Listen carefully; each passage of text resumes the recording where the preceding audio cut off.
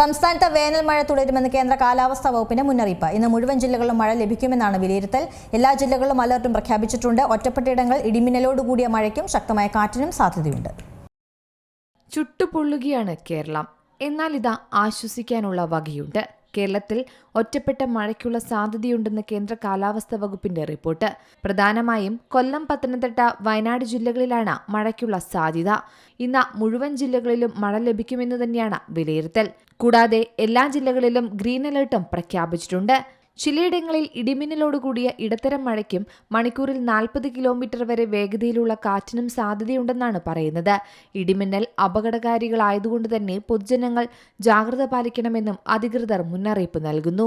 മഴ സാധ്യതയ്ക്കിടയിലും സംസ്ഥാനത്ത് ചൂട് കൂടുന്ന ആശങ്കയാണ് എല്ലാവരും പങ്കുവയ്ക്കുന്നത്. പ്രത്യേകിച്ച് പാലക്കാട് ജില്ലയിലൊക്കെ താപനില ഇരട്ടിക്കുകയാണ്.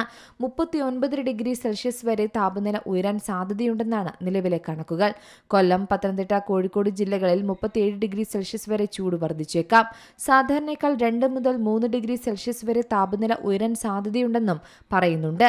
കൂടാതെ കഴിഞ്ഞ ദിവസം വന്ന റിപ്പോർട്ടുകളും ആശങ്കപ്പെടുത്തുന്നത് തന്നെയാണ്. രാജ്യത്ത് ഇത്തവണ കാലവർഷം സാധാരണയിലും കുറയാൻ സാധ്യതയുണ്ടെന്ന് സ്കൈമെറ്റിന്റെ മുന്നറിയിപ്പ് വന്നതിന് പിന്നാലെ ആശങ്ക വർദ്ധിക്കുകയാണ്. പസഫിക് സമുദ്രത്തിലെ താപനില വർദ്ധിക്കുന്ന എൽനിനോ പ്രതിഭാസം മഴയെ പ്രതികൂലമായി ബാധിക്കുകയാണെന്നാണ് പറയുന്നത്. എന്നാൽ ദേശീയതലത്തിൽ മഴ കുറയുമെങ്കിലും കേരളത്തിൽ ഇത്തവണ സാധാരണ തോതിലുള്ള മഴ ലഭിക്കുമെന്നത് ആശ്വാസകരമായ കാര്യമാണ്. ജൂൺ മുതൽ സെപ്റ്റംബർ വരെയുള്ള മാസങ്ങളിൽ രാജ്യത്ത് മഴയുടെ അളവ് കുറയാനുള്ള പ്രധാന കാരണം എൽനിനോ പ്രതിഭാസമാണ്. സൂപ്പർ എൽനിനോ പ്രതിഭാസമായി മാറാനുള്ള സാധ്യതയാണ് നിലവിൽ കാണുന്നതെന്നും അന്താരാഷ്ട്ര കാലാവസ്ഥാ ഏജൻസികൾ പറയുന്നു. ഇത് കാലവർഷത്തിന്റെ രണ്ടാം പകുതിയിൽ മഴ ഗണ്യമായി കുറയ്ക്കാനും കാരണമാകും.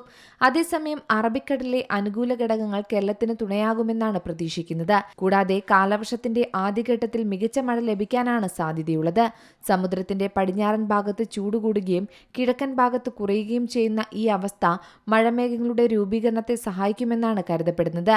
രാജ്യത്തിന്റെ കാർഷിക മേഖലയെയും ജലലഭ്യതയെയും എൽനിനോ ബാധിക്കുമെന്ന ആശങ്ക നിലനിൽക്കുമ്പോഴും കേരളത്തിലെ മഴ സാധാരണ നിലയിലായിരിക്കുമെന്ന റിപ്പോർട്ടുകൾ പ്രതിസന്ധികൾ ഉണ്ടാകില്ലെന്ന സൂചനയാണ് നൽകുന്നത്.